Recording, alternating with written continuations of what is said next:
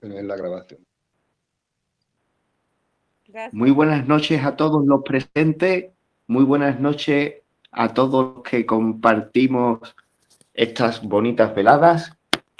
Hoy traemos una exposición especial que la cogemos con muchas ganas de mano de nuestro amigo Diego. Un saludo, Diego. Hola Manuel, buenas noches, gracias. Pues sí, hoy vamos a hablar de la astrología. Vamos a iniciar en un campo que no es el habitual. Vamos a empezar por la astrología en cuanto esquema o referencia o contenido de un saber, de un conocimiento, que no voy a hacer historia, aunque es apasionante, pero ya habrá ocasión en otros episodios que continúe de hacer el referente histórico, ¿no? De los orígenes. Ahora nos basta con saber que las personas, los humanos, con su necesidad de controlar el medio, a través de experiencia y de observación, descubrieron el calendario. Yo quiero partir del concepto calendario para asociarlo a esto que nos va a ocupar hoy. El calendario era un mecanismo para prever la certeza, porque esto no es un campo de adivinación, de vaticinio, es un campo de fijar unos puntos cíclicos que vuelven siempre partiendo de un punto, tienen un desarrollo y finalmente vuelven al punto de partida. El año se estableció así, el concepto y la división del año se estableció en función de las actividades, por ejemplo, la actividad agrícola, de cuando la tierra estaba propicia para sembrar, para luego cuando después de un trabajo y demás, pues se cosechaba. El ganado, pues igual, el engorde hasta que se reproducen, el parto y ya se acabó un año de trabajo con su provecho, ¿no? Con su beneficio. Y eso se llegó a establecer con el tiempo, la observación y de ahí el calendario. Bien, es necesario verlo así para comprender el gráfico que refleja el estudio de la astrología. Porque una vez levantaron la cabeza ya no era la cosecha, la huerta, ya era el cielo. Cuando se empezaron a observar el cielo, descubrieron igualmente que era cíclico y que marcaba unos determinados designios. Designios significa que se podían prever situaciones reflejadas por los astros. Yo estoy un poquito en desacuerdo con la idea de que se le atribuye de que los astros influyen en los aspectos de la persona, del natal, al que le corresponde esa fotografía astral.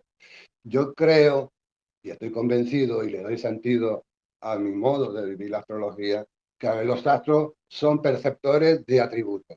Los humanos, con esa experiencia, atribuyen a esos puntos celestes unas determinadas cualidades. Y combinadas esas cualidades, da un perfil único, pero que pertenece al natal, a la persona que le corresponde por la localización geográfica y el momento, el tiempo, la hora, el minuto de su nacimiento.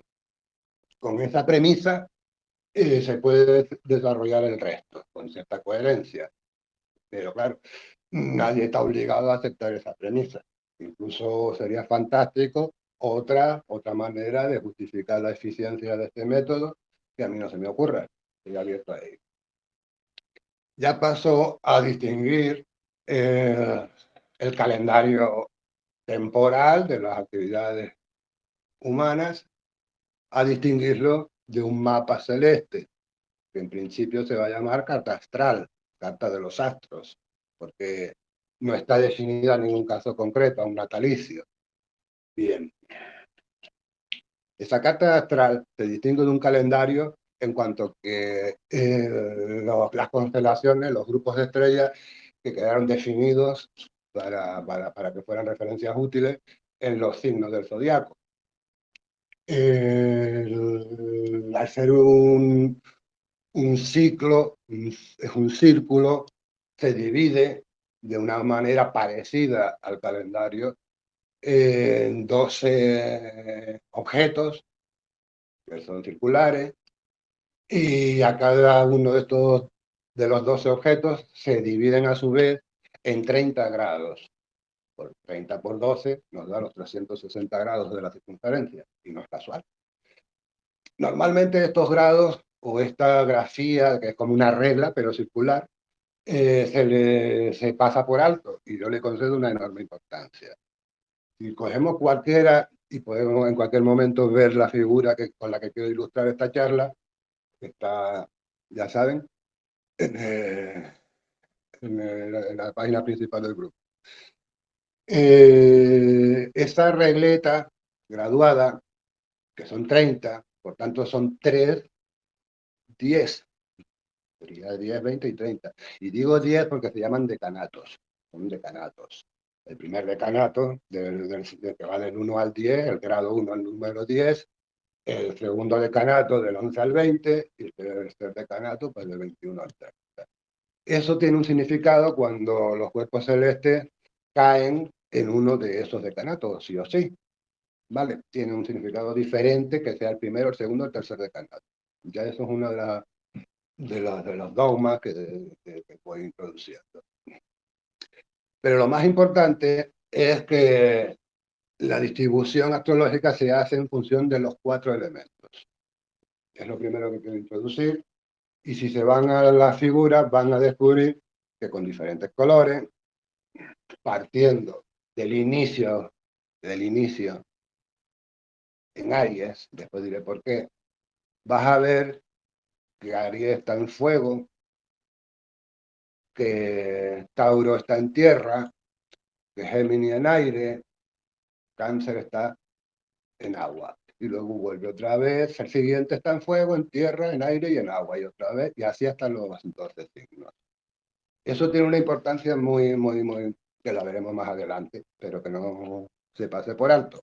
Esto distingue al calendario habitual, de 12 meses con 30 días cada mes, promedio, 30 días. En este caso ya le estamos atribuyendo aspectos de la energía, lo que consideramos diferentes grados de energía, diferentes manifestaciones de una única energía en función del devenir de la mecánica celeste. Bien. La primera, eso se llama técnicamente, para reflejarlo y poderlo comunicar, se llama la cuadruplicidades. ¿Por qué? Porque queda la circunferencia dividida en 4. A cada una de estas 4 divisiones le corresponde la triplicidad, que serían cardinales fijos o mutables, que ahora mismo lo voy a explicar. Cuando un signo es cardinal cuando del grupo que acabamos de separar, por ejemplo, otra vez Aries, Tauro, Géminis y Cáncer, el que cae en el primero de ese cuarteto, el cuarteto de fuego, tierra, aire y agua, el primero es cardinal, el segundo es fijo, el tercero es mutable. Dentro del grupo de 4 hemos instalado un grupo de 3, cardinal, fijo y mutable. Bien, es cardinal cuando inicia, repito, cuando inicia la serie de 4 elementos. Cardinal es siempre el primero de la serie de 4, fijo es el segundo, mutable es el tercero, cardinal es el cuarto. Y eso se vuelve a repetir 4 veces. Vale. Si tenemos delante el gráfico, ya empiezo a hablarte de cómo refleja esto la realidad del día a día. Uno nace en un día. Voy a empezar con los 4 cuadrantes que resultan de dividir el círculo en 4. En la cruz vemos una línea, un diámetro vertical, divide el círculo de arriba a abajo, que sería desde la cúspide de la casa 9 y sigue y sale entre Cáncer y Géminis. Ese lo hemos visto y es fácil. A ese le corresponde otro horizontal.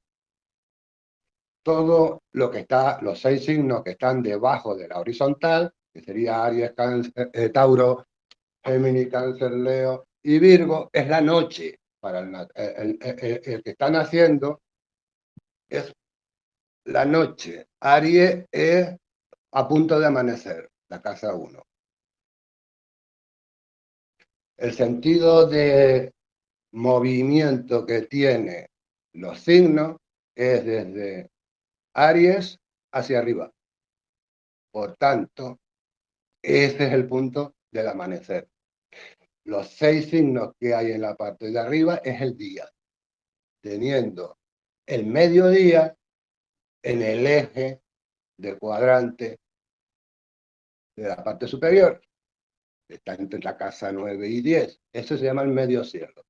El ascendente, que es donde amanece, y el mediodía, el medio cielo, esos 2 puntos son de suma importancia en la interpretación, que es nuestro objetivo último.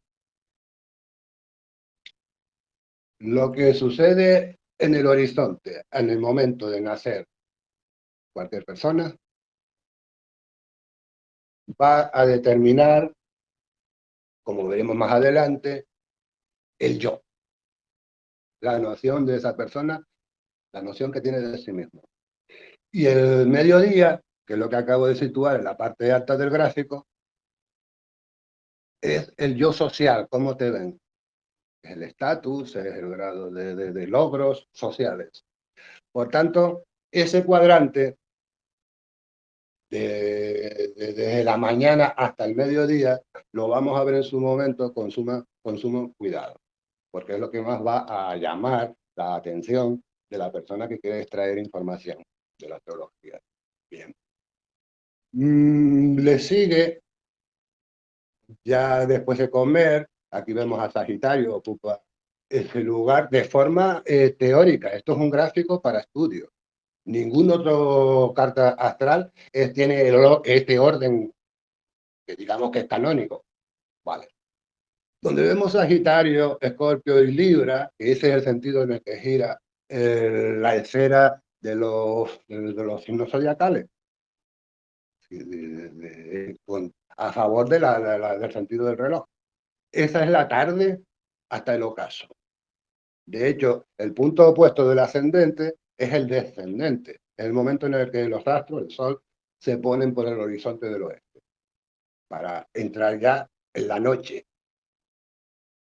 Que sería aquí en este gráfico, sería Virgo, Leo y Cáncer, hasta la medianoche, que es el bajo cielo, lo llaman también, en oposición al medio cielo que está arriba, debajo está la medianoche. Bien. Esto en cuanto a la equivalencia, según el principio que todos conocemos, como es arriba es abajo, como es el cosmos, es el natalicio, la persona a la que le vamos a atribuir toda esta interpretación. Bien. ¿Cuándo nace una persona? Porque no crean que está tan fácil, ¿no? Por ejemplo, el musulmán, si tú le quieres hacer la carta astral, te va a decir un poco algo raro, si no conoce, no tiene por qué conocer la astrología, pero también es un caso que yo utilizo para hablar de este tema. ¿Cuándo nace un musulmán? En la concepción, no en el parto. Son 9 meses de diferencia, habiendo nacido 2 personas el mismo día. Uno tiene una edad distinta a la del otro. Bien. ¿Por qué usamos el natalicio como punto de partida? Ajá. Bien. Se supone que el momento de nacer, imagínate un bebé, lleva pues X meses notando su situación, no sé cuánto, la verdad, no tengo ni idea, pero un momento antes del nacer ve que su medio desaparece, el líquido amniótico, pues se rompe la bolsa y sale. A poco rato después su forma de respirar es un trauma, tendrá que tragar aire, empieza a sentir otra temperatura diferente al cuerpo de su madre, o sea, frío. En ese momento se supone, según algunos, ya esto ya es bastante mística, bastante filosofía, pero tiene sentido, que la criatura que acaba de nacer está asustadísimo, piensa que va a morir y su estado cambia al llegar a nuestro mundo, al de los padres y familiares. Mira, el niño, porque es niño o niña, cuando sea niña, ya pasó del estado de gestación, ahora es un ente social.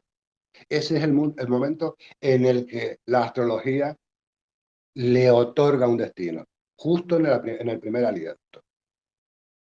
Bien, es otro punto de simbología importante. Según el Génesis y el Pentateuco, ya es muy anterior al cristianismo, Dios infunde vida al barro con el aliento. En ese momento, la casa 1, dependiendo del signo que le toque según su fecha de nacimiento y demás, pero indefectiblemente le otorga al neonato un carácter, porque nació en la casa 1, y si aumentamos esto un poquito para poderlo leer, que las letras son chiquitas, en la casa 1 otorga personalidad, manifestación externa, apariencia física, conexión con el mundo. Excesivamente sintetizado, porque esto podemos hacer 3 folios con la casa 1, pero en este momento del estudio con esto nos basta. Decir que en este movimiento dinámico que tiene el círculo de los signos, cambia de casa cada 2 horas, aproximadamente, con un margen de error, pero nos vale el dato de que dentro de 2 horas Aries no estará en la casa 1, sino no, donde está ahora Piscis, a su vez Piscis, donde Acuario, o sea, en 2 horas la posición avanza. En este caso, pues 30 grados, es lo que tiene un arco llenando un signo. Y también una casa, pero eso lo veremos más tarde. ¿Qué ocurre aquí? Ocurre que tenemos que el círculo de signos avanza, se mueve, es dinámico. El de las casas no. El de las casas es fijo. Tenemos que en el mapa astral hay una parte dinámica y hay una parte estática. La parte dinámica. Una pequeña pregunta. Sí. Comenta por la 1 de la casa, porque ya ahí se va a ver mucho sobre la personalidad que trae el nacido. ¿Eso corresponde con la ascendente, con el ascendente? Correcto, por este sentido se llama ascendente porque Aries está subiendo, asciende, cada 2 horas, como te dije, pasa a la siguiente casa, pues está ascendiendo por la casa 1 durante 2 horas. En ese lapsus, toda persona que nace en esa localización y en esa hora tendrá esa característica, tendrá el ascendente en Aries en este caso. Bien, vuelvo a repetir que esto es Diego, una pizarra así. Dime. perdón. No, que algo de eso que quería decir.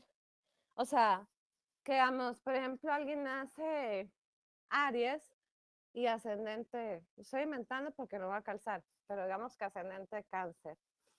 Entonces, Sí. Aries es como lo que nosotros percibimos de cómo somos.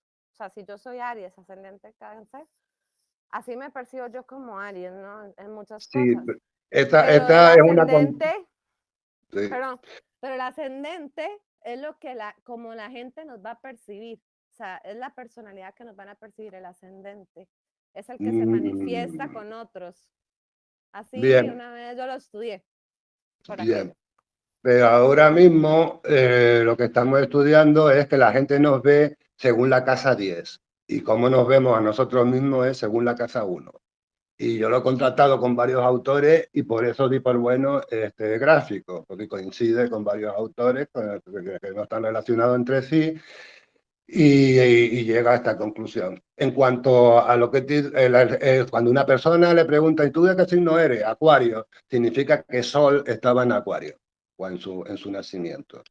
¿Y Claro, qué ascendente? El ascendente muchas personas confunden que es donde estaba la luna y no es así.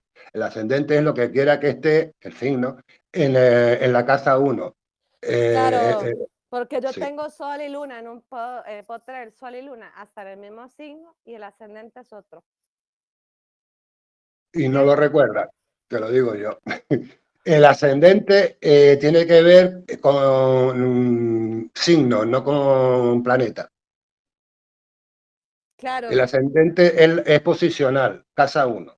El planeta no es posicional porque es dinámico y se está moviendo por todas las casas.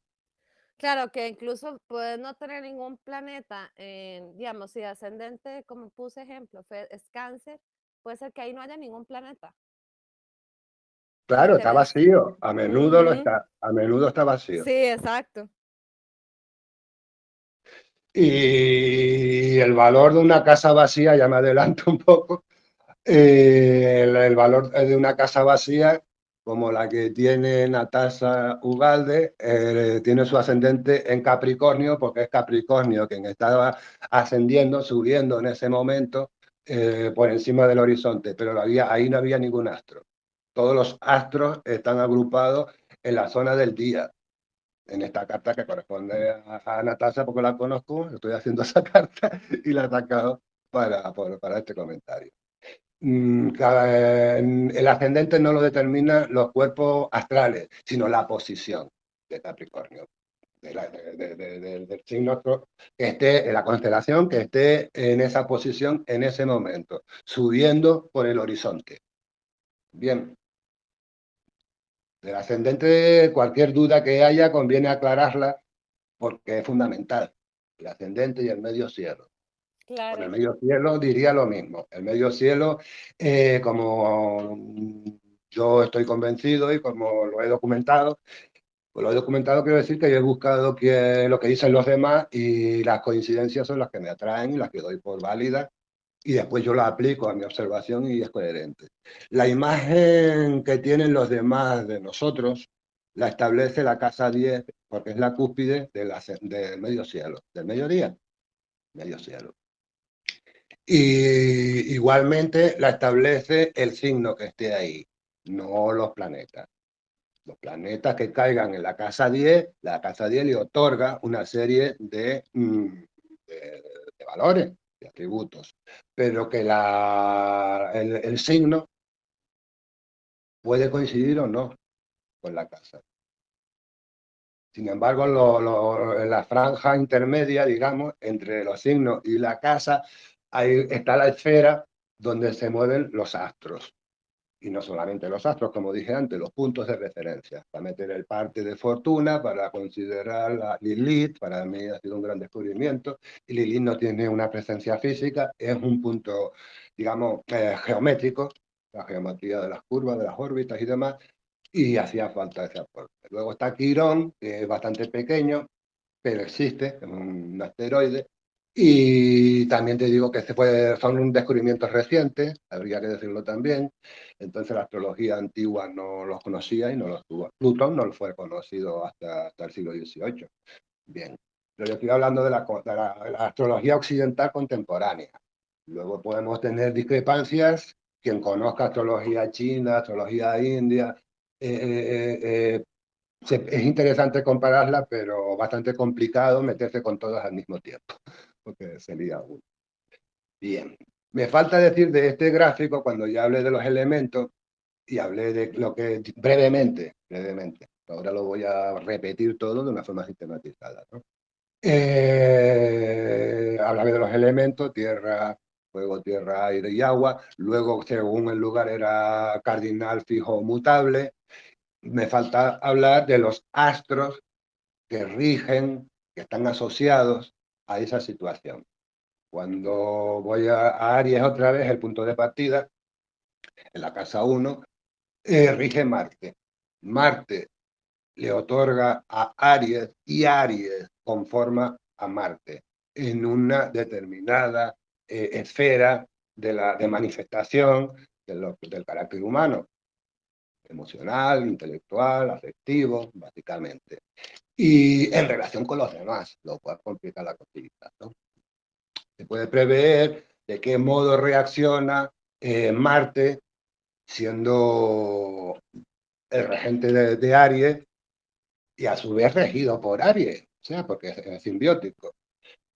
En cualquier situación con otra persona que se le supone que también tiene su carta astral en función de cómo esté aspectado su equivalente de la otra persona, la interacción. Bueno, así intentaron y hoy en día ha llegado a tener una complejidad impresionante el determinar las tendencias de las personas. Vaticinios no. Vaticinio es un intento del horóscopo. Distinguir horóscopo de astrología es fundamental. El horóscopo, el bate se llamaba la persona, o era el brujo, el equivalente al mago. El bate hace vaticinio, vaticina. Dice lo que va a pasar, o se le atribuye esa capacidad. La astrología no.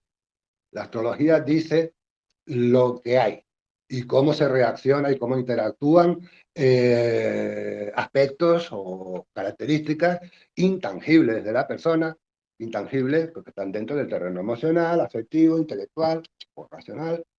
Eso sí lo hace la astrología, Un pero buen no se adivina el astrólogo, futuro.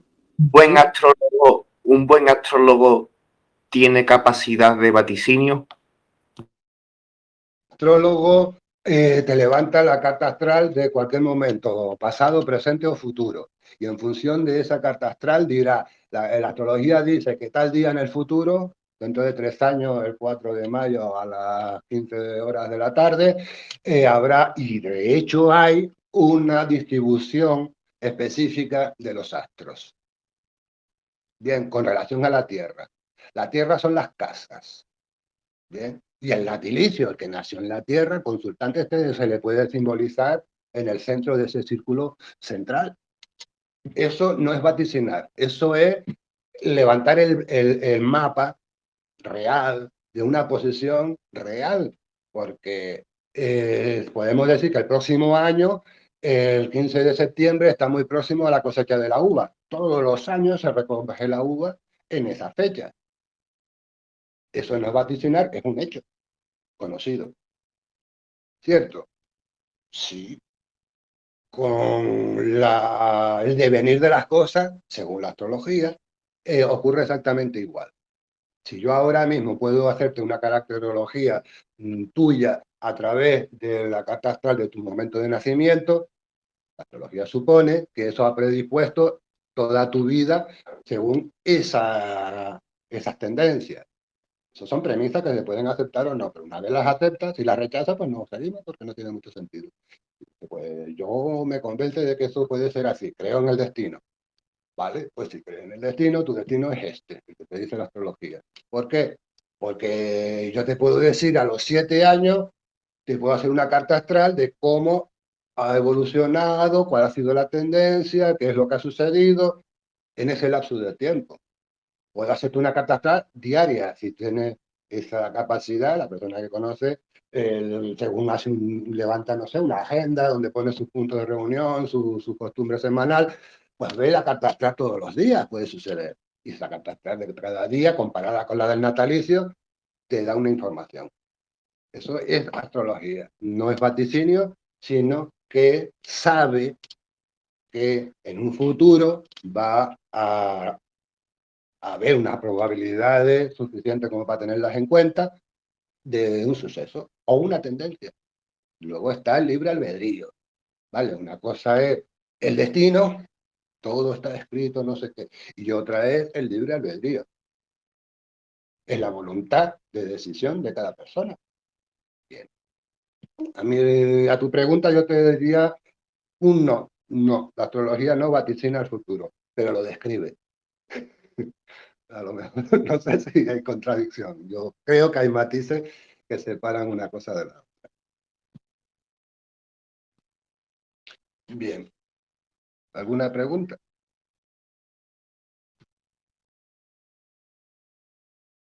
Vale. Ya no queda más que... No, nada más decirte digo que sí, exacto.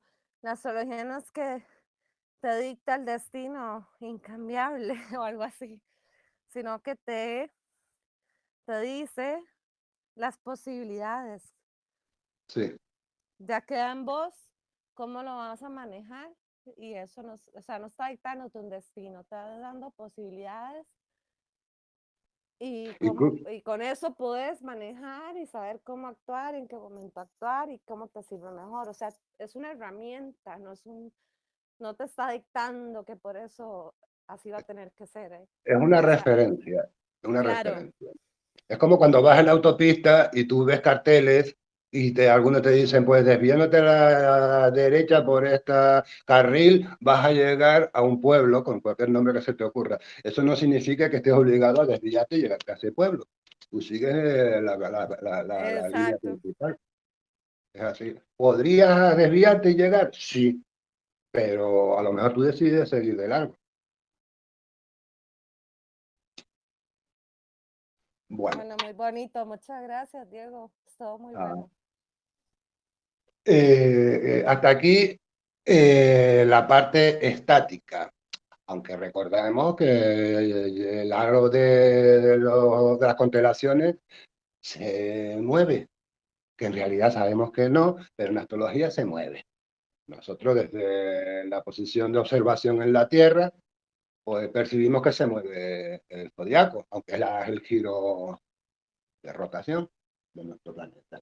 En la antigüedad no se conocía eso y ha quedado ese arcaísmo del pasado. Consideramos a la rueda del zodiaco, de las constelaciones, dinámica, que se mueve. Vale. En este momento voy a entrar también con bastante así, a bola pluma, en el zodiaco dinámico. El zodiaco dinámico es el movimiento. ¿Qué se mueve? Los astros se mueven. El Sol se mueve, la Luna se mueve en astrología.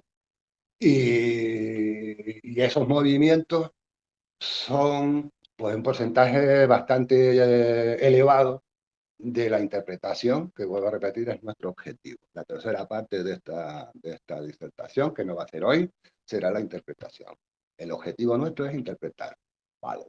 Pues para llegar a ese objetivo, considerar a fondo la existencia del movimiento de los puntos celestes que interesan a la astrología. No entramos en si el Sol se mueve o es la Tierra la que se mueve, ya eso pertenece a otro ámbito, es otro dogma que debemos aceptar si nos interesa la astrología. Aceptamos que el punto fijo es el del observador y el resto lo vemos en movimiento. Y esos son los astros. Y los puntos astrales, que no son físicos, en realidad ahí es como una coordenada geográfica. El cruce de una órbita sobre la elíptica nos interesa.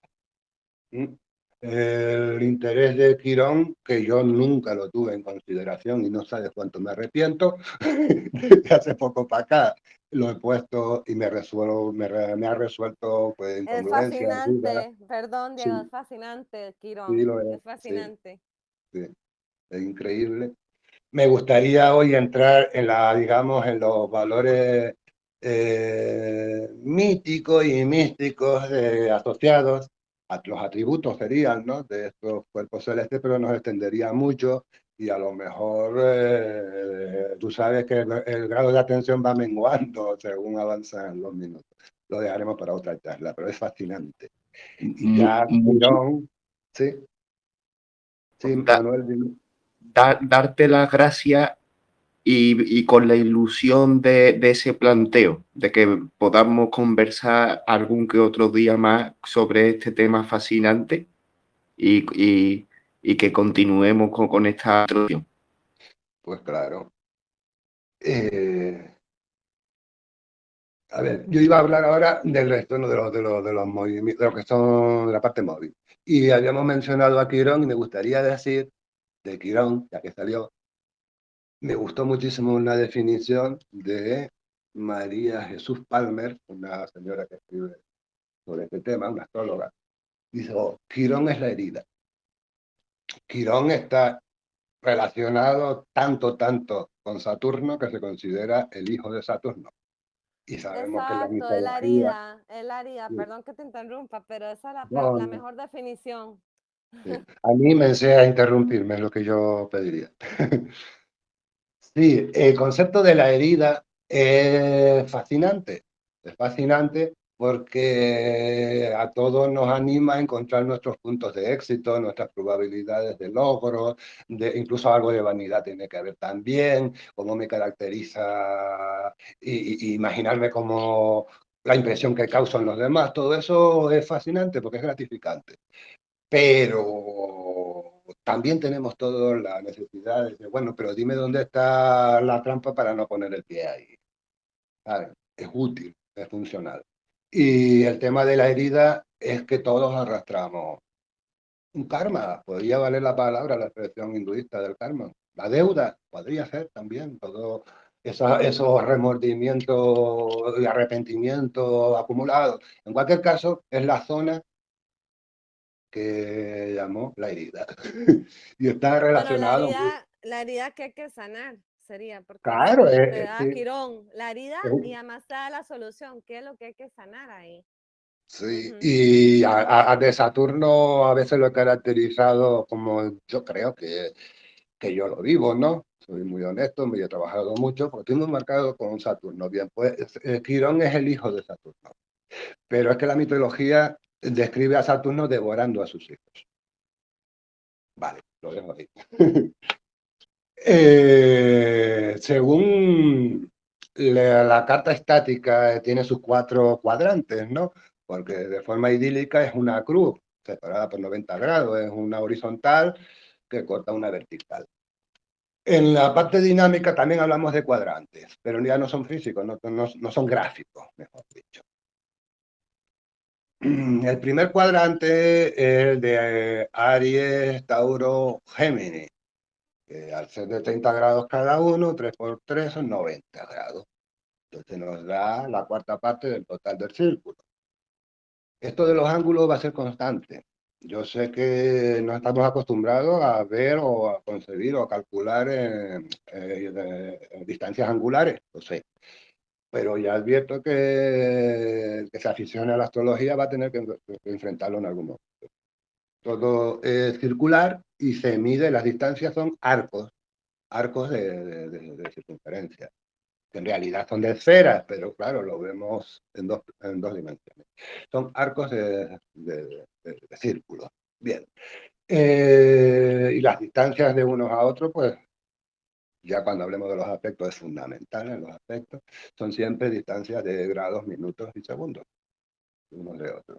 Entraremos en eso cuando caiga. En este momento, el primer cuadrante incluye Aries, Tauro y Géminis. El segundo cuadrante son los siguientes: Cáncer, Leo y Virgo. El tercer cuadrante, Libra, Escorpio, Sagitario. Y el cuarto cuadrante, Capricornio, Acuario y Piscis. Es una manera de parcelar un campo muy grande para irlo asimilando cacho a cacho, que resulta más factible. De acuerdo. En el primer cuadrante vemos a Aries y sus características, que ahora las podría leer, pero que a ninguno se le ocurre retener nada, porque es amplio y nos fatigaría. Y así con todos los significados de los signos.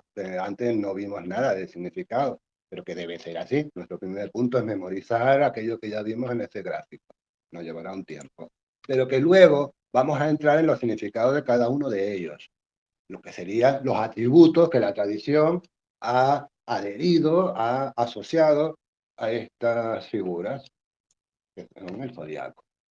Decir que esto tiene correspondencia, ciertos signos tienen correspondencia con otros, van a pares, opuestos. Si volvemos a la Aries, que está en la casa 1, está relacionado con la casa 7, donde está Libra, y así con todos los demás. Esos pares tienen un valor, una necesidad a la hora de interpretar, de considerarlo a la hora de interpretar. Bueno, no voy a describir si no es a petición o de uno concreto, pero con leer ahora las características de todos ellos nos va a cansar. Y quizás nos salgamos del ámbito de lo que estamos haciendo. Vale.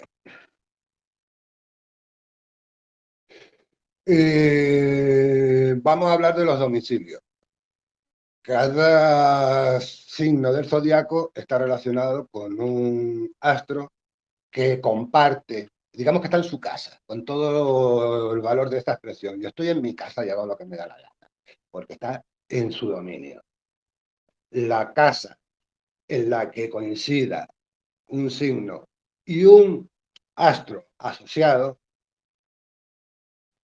ese astro tiene pleno dominio sobre cualquier otro aspecto.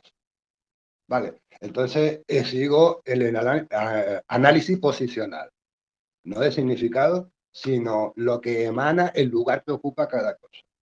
Eso ya ahora mismo sí lo podemos empezar a manejar. Posicional.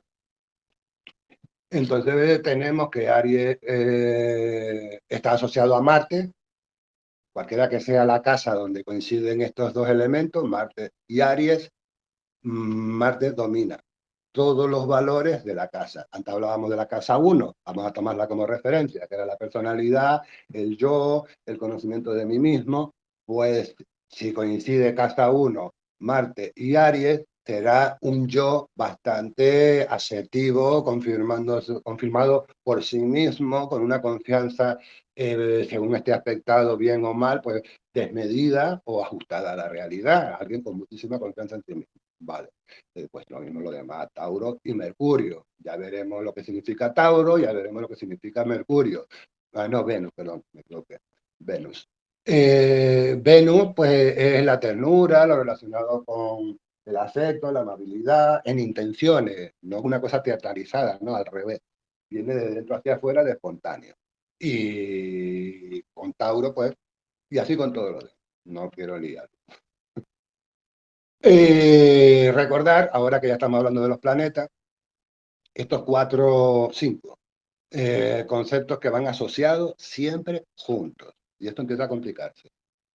No tengan ansiedad ni angustias por esto, porque se puede ir cogiendo poco a poco.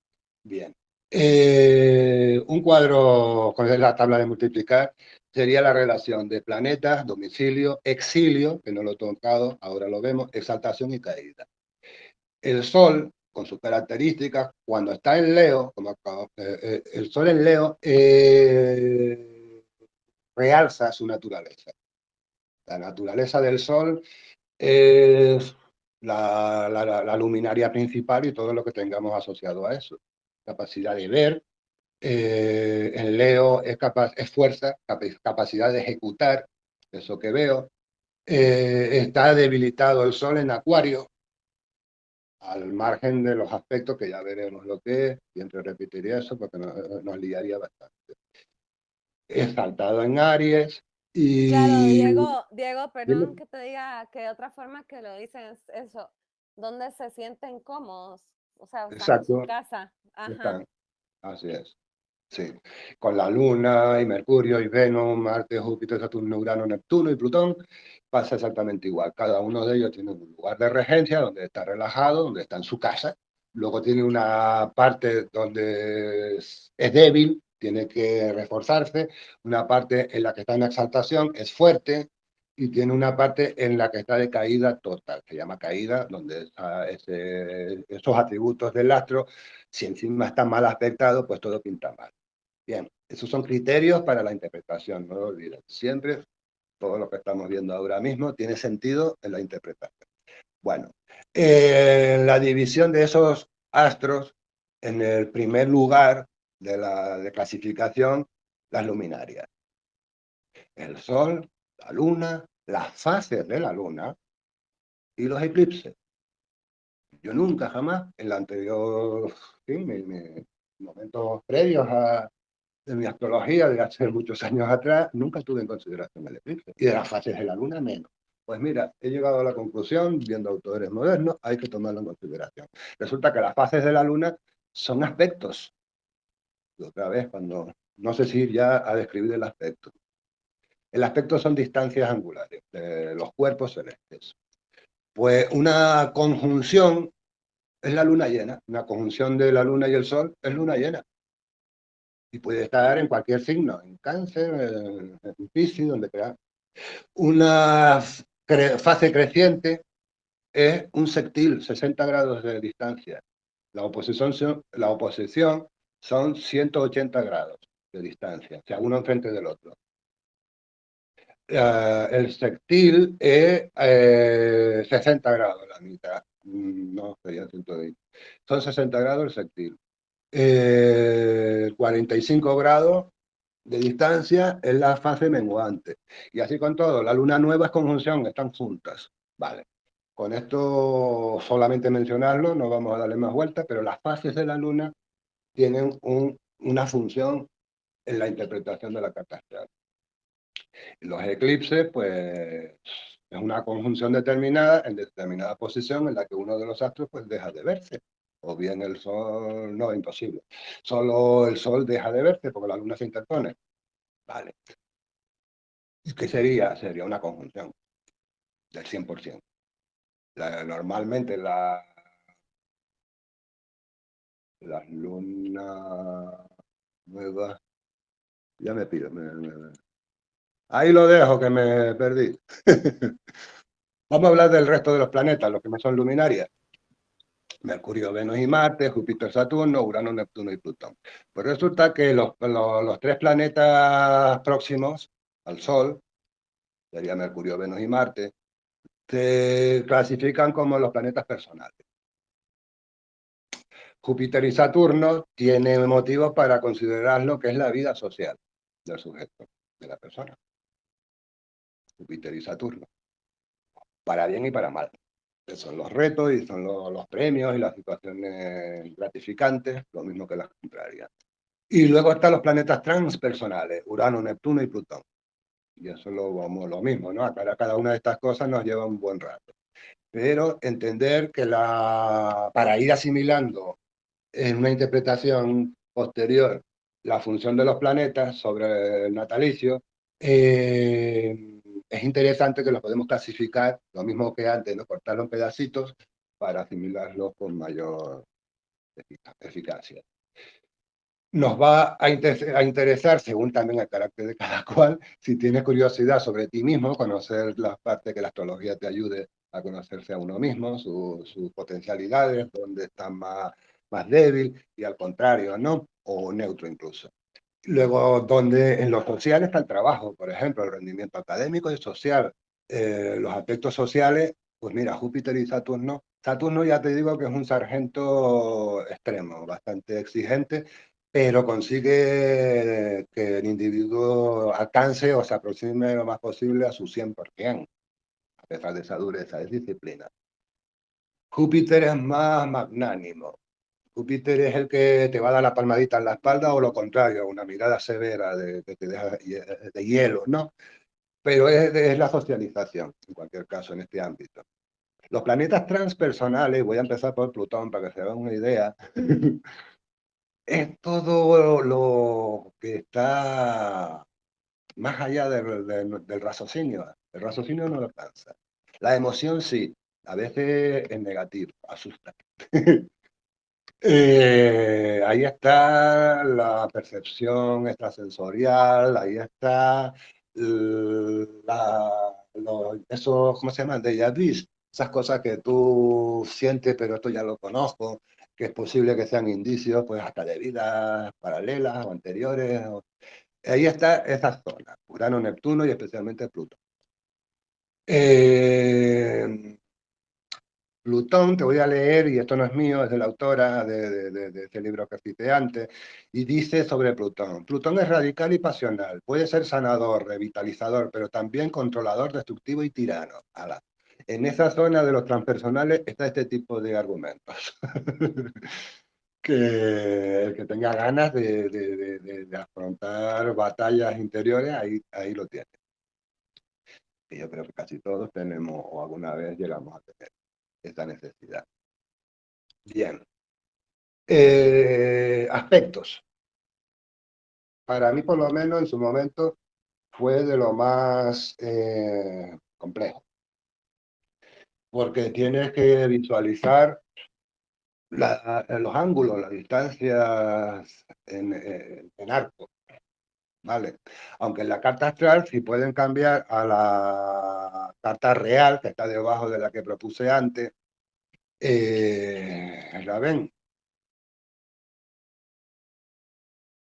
Bien, yo voy a hablar sobre esa carta. En ella vemos claramente el ascendente y el medio cielo. Si alguno no lo ve, que me lo diga, que le digo dónde está. Es importante que lo esté viendo. Vemos toda la rueda del zodiaco, pero no necesariamente coincide en la casa 1 con Aries, porque está en otro momento, en otro horario y en otras latitudes. De hecho, la otra no existe en la vida práctica, es un referente académico para aprender, nada más. Después vemos la escala, esa regleta curva, vamos a circular en realidad. Si te fijas en una de las casas que esté vacía, por ejemplo en la 10 no hay ningún. Empiezas a contar grados. 1, 2, 3, 4, el 5 es la rayita mayor, luego 6, 7, 8, 9, el 10 es una rayita que corta cada uno de estos grupitos de 10 grados el decanato. Entonces vemos en una casa como la 11 que sí hay astros, vemos por ejemplo que Venus y Sol están en el primer decanato de Géminis, que Mercurio está en el último, en el tercer decanato de Géminis. Eso será importante a la hora de interpretar. Bien, tiene más fuerza Géminis, Sol y Venus en este ejemplo que estoy usando, porque está en el decanato 1, en el primer decanato. Vale. Lo importante es que lo que vamos a los aspectos son esas rayitas de colores. Estas rayitas de colores, en realidad, si... A ver, en la casa 8 está acá con un círculo grande debajo, es Quirón, y en la casa 4 está ese tridente, como un tenedor de 3 puntas, que es Neptuno, retrógrado, dicho de paso, y están unidos por una línea gruesa azul. Eso significa que es un trígono, y lo es porque la distancia es de 120 grados. Y 120 grados por 3 nos forma otro punto de anclaje partiendo de la casa 4 de Neptuno hacia Lilith, que es la luna negra, en la casa 12, hay otro trígono, otra distancia de 120. Y una vez más, Lilith con Quirón, que fue el punto de partida, hay otra línea azul formando un triángulo con 3 trígonos. Bien.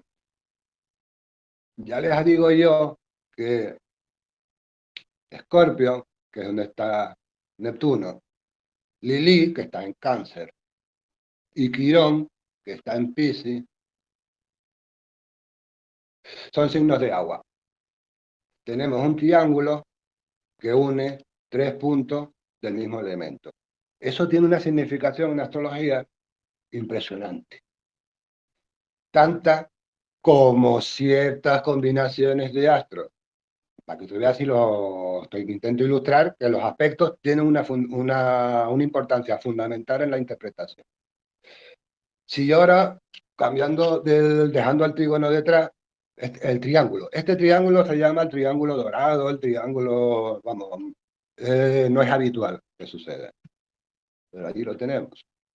Bien, si volvemos a otro aspecto, ya el de la luna con Quirón lo hemos mencionado. Ahora quiero que vean esa raya azul que está desde Júpiter en la casa 5 hacia la casa 2 donde está Plutón. Esto es un trígono igualmente entre Júpiter y Plutón, desde la cúspide. Creo que está en la casa 6 por 1 grado, está en Capricornio. Desde la cúspide que separa 5 y 6 hasta la casa 2, donde está Plutón. Ahora, estas dos rayas las ves que están en paralelo. una por encima del horizonte, donde está el ascendente y el descendente, y casi a la misma distancia por debajo, otras líneas que están paralelos. No es habitual. Y todavía te digo más, estos puntos de Lilith con Plutón están unidos con un sextil que se llama. Todos estos nombres raros son aspectos. El sextil son 60 grados de distancia. La mitad del trígono. Si el trígono era 120, el sextil es la mitad, 60.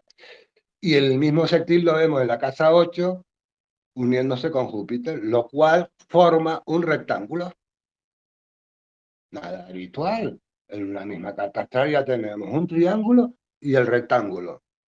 Y te digo más, ese rectángulo está cortado con la oposición Júpiter-Lilith en una diagonal perfecta. Y con la oposición Quirón-Plutón en otra diagonal perfecta. Parece un sobre de cartas. Si lo ven, fantástico. Ese tipo de visión hay que desarrollarla.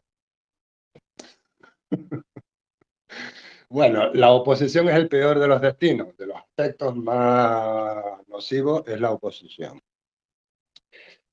Es de los más beneficiosos porque son operativos los trígonos.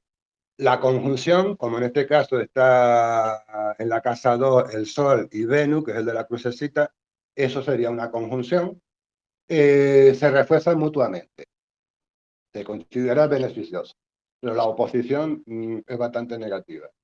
Con esto ya he hablado de aspectos mayores y aspectos menores. Los aspectos mayores son los ángulos completos. Se considera el de 120 completo, el del sextil de 60 es la mitad, y todavía queda el semisextil, que sería de 30 grados. Si uno es de 120, el otro es de 60 grados, y la mitad es de 30, semisextil, sextil y trígono. Eso es una familia de aspectos interesantes que forman lo positivo, porque son múltiplos o submúltiplos de 60 y de 360, vale. Dan formas triangulares. Los que se multiplican por 90, que es la cuadratura, son cruces, es lo que consideran negativo. Es un aspecto mayor en la negatividad. Como el trígono es mayor, en la bondad. Digamos que ayuda, mientras que la cuadratura te pone, la cuadratura y la oposición, te pone en dificultades. La mitad de 180 es 90. 180 es la oposición, 90 es la cuadratura, la mitad. Y todavía está la semicuadratura de 46, que le da matices negativos. Pero el que te da el negativo fuerte es la oposición, frente a frente. Esos están peleados. Y esos peleados reciben ayuda de otros puntos astrológicos, que normalmente son astros, pero también, como dije varias veces, son puntos de referencia, ¿no? Quirón es un asteroide, Lili es un punto de referencia que no existe, esto que aquí está en Virgo, en la casa 2, que parece dos ojitos, parece como un candado por encima, este es el nodo lunar, que es una posición teórica, y esto es lo que cuando esto es materia tan burda como lo estoy expresando yo, porque no se puede extender uno mucho, esté trabajando como una orquesta. Tú ves una partitura y ahí en principio te asusta porque no ves nada. Hasta que empiezas a entenderlo y casi lo oyes luego. Un músico profesional, un concertista de, en fin, con muchos años de carrera, ve una partitura y su mente ya está reproduciendo la melodía. Con esto vamos a hacer lo mismo. Y está a nuestro alcance, pero no se puede, en fin, ponerle, querer que sea rápido, ¿no? Forzando una velocidad, no lo vamos a hacer. Vale, pues ya son lo que quedaría y no voy a entrar ahora, o no sé si sí lo puedo sin explicarlo, la interpretación para que ya se tenga un referente. Y en parte un poquito, pues hay que afilar los dientes y motivar, ¿no? Vale. Cuando se aborda la interpretación, siempre hay que tener en cuenta tres cosas. De lo que hemos estudiado, tienes que vincular signos, casas y planetas simultáneamente. Una vez eso lo tienes definido, ya tienes el carácter de ese punto de la carta. Tienes que sumarle el aspecto, la ayuda que recibe y la ayuda, entre comillas, que te quita, la influencia que te impulsa y la influencia que te resta. Y con eso se hace una interpretación. Los planetas retrógrados no los mencioné. Bueno, los menciono en otra ocasión, porque es un poquito complejo. Y se considera un factor debilitante el planeta que figura en la carta como retrógrado, lo llaman así, se interpreta como un aspecto, como una cualidad debilitante de los atributos, de las capacidades del astro que está afectando. Después podía hablar de tiempos, porque todos los astros no tienen los mismos tiempos de traslación. Algunos pueden pasar meses en la misma posición de la carta y todos los niños que han nacido en este periodo de tiempo, de meses, Saturno tarda bastante, 29 años, en hacer una vuelta completa, ¿no? Un año saturnino. Y puede ser interesante tener esos datos también, que no los voy a dar ahora. No entro ni en los cálculos, las distancias de arco, ni en el comportamiento ya que es astronómico. Ya eso forma parte de la astronomía, que lo usamos los astrólogos, pero que en este momento no lo voy a traer a colación. Bueno, yo no sé cuánto tiempo llevaré. ¿Alguien te lleva el tiempo? Manuel, que lo doy por terminado. 1 hora y 1 minuto. Vale, pues justo lo que había calculado. Ahora, si quieres, hablamos de dudas y preguntas y cosas así. Gracias, Diego.